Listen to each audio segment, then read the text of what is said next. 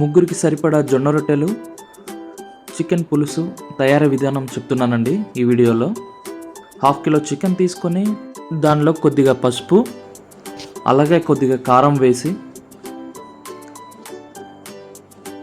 అల్లం వెల్లుల్లి పేస్ట్ వేసుకొని బాగా కలుపుకోవాలండి, ముక్కలకి పట్టేలాగా.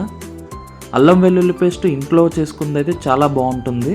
చికెన్ కర్రీస్ అనే కాదు, అల్లం వెల్లుల్లి పేస్ట్ వాడే ఏ కర్రీస్లోకైనా సరే ఇంట్లో చేసుకుంది అయితే చాలా బాగుంటుంది. ఇప్పుడు ఈ ముక్కల్లోకి కొంచెం ఆయిల్ వేసుకుందాము. ఆయిల్ వేసి మళ్ళీ బాగా కలిపి ఈ ప్లేట్ని ఇలాగే సైడ్కి ఉంచేద్దాం. ఇప్పుడు దాదాపు 8 చిన్న గ్లాసుల జొన్న పిండి తీసుకుంటున్నాను. ఈ 8 గ్లాసుల జొన్న పిండితో దాదాపుగా 12 మీడియం సైజు జొన్న రొట్టెలు అవుతాయండి. కొద్దిగా ప్లేట్లో కూడా జొన్న పిండి తీసుకొని పక్కకు పెట్టుకోవాలి. ఒక ప్యాన్ పెట్టుకొని 8 చిన్న గ్లాసుల వాటర్ పోసుకొని స్టవ్ ఆన్ చేసుకోవాలి. ఈ నీళ్లు మరిగేలోపు ఇంకొక పక్క చికెన్ కర్రీకి రెడీ చేసుకుందాము. ప్యాన్ పెట్టుకొని ఆయిల్ పోసుకొని దాంట్లో కొద్దిగా తరిగిన పచ్చిమిర్చి వేసుకొని అలాగే తరిగిన ఉల్లిపాయలు కూడా వేస్తున్నాను. వీటిని ఒకసారి కలిపి అలా ఉంచేద్దాం. నీళ్లు బాగా మసులుతున్నాయండి. ఈ మరుగుతున్న నీటిలో కొద్దిగా సాల్ట్ వేసుకొని ఒక 2 నిమిషాలు అయిన తర్వాత స్టవ్ ఆఫ్ చేసుకొని ఇందాక రెడీగా పెట్టుకున్న పిండిని తీసుకొని దీంట్లో వేసి కలపాలి. ఒక గరిటె తీసుకొని గడ్డలు కట్టకుండా చాలా జాగ్రత్తగా కలపాలండి. ఈ ప్రాసెస్ వేడి మీద ఉన్నప్పుడే చేస్తే చాలా బెటర్, ఎందుకంటే జొన్న రొట్టెలు విరగకుండా మెత్తగా గట్టిపడకుండా వస్తాయి. గంట తీసుకొని వీడియోలో చూపిస్తున్నట్టు కలుపుతూనే ఉండాలి. తర్వాత ఒక బేషన్లోకి తీసుకొని కొద్దిగా గిన్నెలో వాటర్ పెట్టుకొని చేతికి వేడి తగలకుండా ఉండటానికి ఆ వాటర్లో చేతిని తడుపుతూ పిండిని ఇలా ప్రెస్ చేస్తూ కలపాలి. పిండి గోరువెచ్చగా ఉండే లోపే ఈ ప్రాసెస్ చేసేయాలి.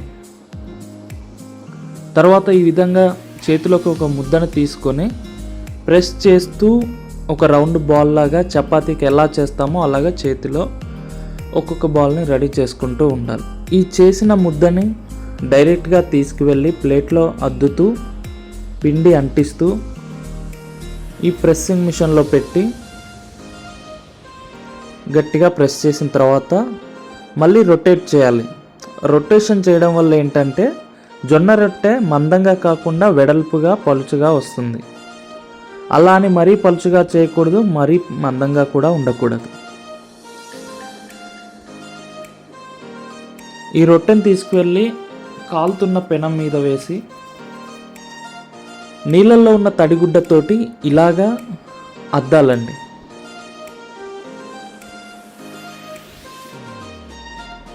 వెంటనే రొట్టెను తిప్పివేసి రెండో వైపు కూడా అదే విధంగా నీటిలో ఉన్న క్లాత్ తోటి మళ్ళీ అద్దాలి. ఈలోపు చికెన్ కర్రీలో సంబంధించిన టమాటాలు వేసి ఒకసారి కలిపామండి. ఇలా రొట్టెని తిప్పుతూ లో ఫ్లేమ్, మీడియం ఫ్లేమ్లో చేంజ్ చేసుకుంటూ కాలుస్తూనే ఉండాలి. ఒకవైపు రొట్టె కాలుతున్నప్పుడు ఇంకొక రొట్టెకు మనం రెడీ చేసుకుంటూ ఉండాలి. ఇందాక వాటర్తో ఎందుకు అద్దాము అంటే వాటర్తో అద్దడం వలన రొట్టె కింద పెంకుకి అతుక్కోకుండా ఉంటుంది ఒకటి. ఇంకొక విషయం ఏంటంటే విరగకుండా ఉంటుంది. ప్యాన్ని ఇలాగా లో ఫ్లేమ్లోనే ఉంచాలి.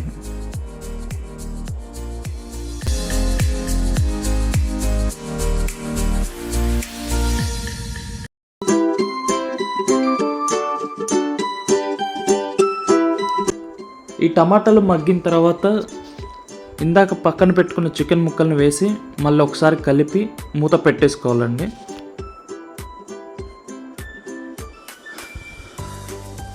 జొన్న రొట్టెలు నార్త్ సైడ్ చాలామంది బాగా తింటుంటారు.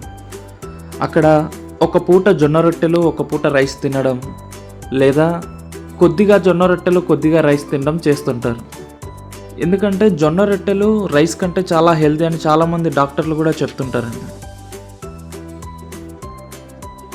చికెన్ సూపు, చికెన్ పులుసు అనే కాదు, కానీ గ్రేవీ ఐటమ్స్ ఏ కర్రీస్లోకైనా జొన్న రొట్టెలు బాగుంటాయి. వీలైనంత వరకు ఆయిల్ లేకుండా జొన్న రొట్టెలు చేసుకొని ఒక పూటైనా తినడానికి ట్రై చేస్తే చాలా బాగుంటుంది. చాలామంది జొన్న రొట్టెలు అనగానే చేతులతో చేసుకొని చేయడం చాలా కష్టమేమో అని అనుకుంటూ ఉంటారు. కానీ అలా ఏం ఉండదు. ఈ ప్రెస్సింగ్ మిషన్ తీసుకొని సింపుల్గా చేసుకుంటూ వెళ్ళొచ్చండి. 1-2 సార్లు పిండి కలవడం ప్రాక్టీస్ చేయడం అలవాటు అవుతే కనుక చాలా సింపుల్గా ఉంటుంది. ఇప్పుడు ఈ చికెన్ కర్రీలోకి కొద్దిగా సాల్ట్ వేస్తున్నాం. రుచికి తగ్గట్టు సాల్ట్ వేసుకొని ఒకసారి కలిపేసి మూత పెట్టి పక్కన పెడదాము.